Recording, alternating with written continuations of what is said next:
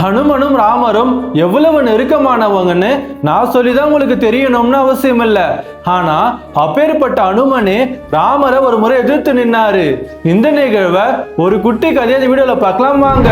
ஒரு நாள் காசி மன்னன் ஒரு மாயாவி அரக்கன் கூட பயங்கரமா சண்டை போடுவாரு. அப்போ காசி மன்னன் விட்ட ஒரு அம்பு மாயாவி அரக்கனோட சூழ்ச்சியால திசை மாறி விஸ்வாமித்திர முனிவரை காயப்படுத்திடும். அந்த சமயம்தான் விஸ்வாமித்திரர் தீவிரமா தவத்துல இருப்பாரு. அவரோட தவம் கலைஞ்சதால விஸ்வாமித்திரர் ரொம்பவே கோபம் அடைவாரு.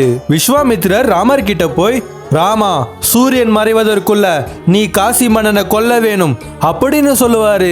ராமரும் அவரோட குரு விஸ்வாமித்திரரோட கோரிக்கையை ஏத்துக்கிட்டு காசி மன்னனை கொல்ல தயாராவாரு. இந்த விஷயத்தை கேள்விப்பட்ட காசி மன்னன் ரொம்பவே பயந்து போய் ஹனுமனோட அம்மாவான அஞ்சனா தேவி கிட்ட உதவி கேட்பாரு. அம்மா, என்னோட உயிரை ராமர் கிட்ட இருந்து காப்பாத்துங்க அப்படின்னு கெஞ்சி கேட்பாரு. அஞ்சனா தேவி ஹனுமனை கூப்பிட்டு, ஹனுமா, காசி மன்னனோட உயிரை காக்க வேண்டியது உன்னோட கடமை அப்படின்னு சொல்லுவாங்க. ஹனுமன் அவரோட அம்மாவோட வாக்க மீற முடியாம மனசு உடைஞ்சு போய் ரொம்பவே கண்கலங்கி நிப்பாரு. ஏன்னா அவர் எதிர்த்து நிக்க போறது அவரோட உயிரை நினைக்கிற ராமர் ரொம்பவே கோபத்தோட காசி மன்னனை தேடி வந்துட்டு இருக்கும்போது ஹனுமன் ராமரை தடுத்து நிறுத்துவாரு. உடனே ராமர், ஹனுமா, என்னோட வழியில் குறுக்கிடாதே அப்படின்னு எச்சரிப்பாரு. ஆனா ஹனுமன் கொஞ்சம் கூட நகர மாட்டாரு. ராமருக்கு வேற வழியே இல்லாம அவரோட அம்புகளால ஹனுமனை காயப்படுத்துவாரு. ஹனுமன் அவரோட இரு கைகளும் ஒன்னு சேர்த்து ஜெய் ஸ்ரீராம் அப்படின்னு உச்சரிப்பாரு.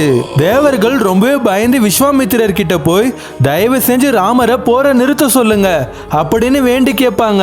விஸ்வாமித்திரர் ராமர் கிட்ட என்ன சொல்வாருன்னா, ராமா, ஹனுமனோட பக்திக்கு முன்னாடி என்னோட கோபம் ஒன்றும் பெருசு இல்ல, நீ காசி மன்னன் கொல்ற முயற்சியை கைவிட்டுடு அப்படின்னு சொல்லுவாரு. ராமர் அவரோட வில்ல தூக்கி போட்டு ஹனுமனோட பக்தியை பார்த்து வியந்து போய் ஹனுமனை கட்டி அணைப்பாரு.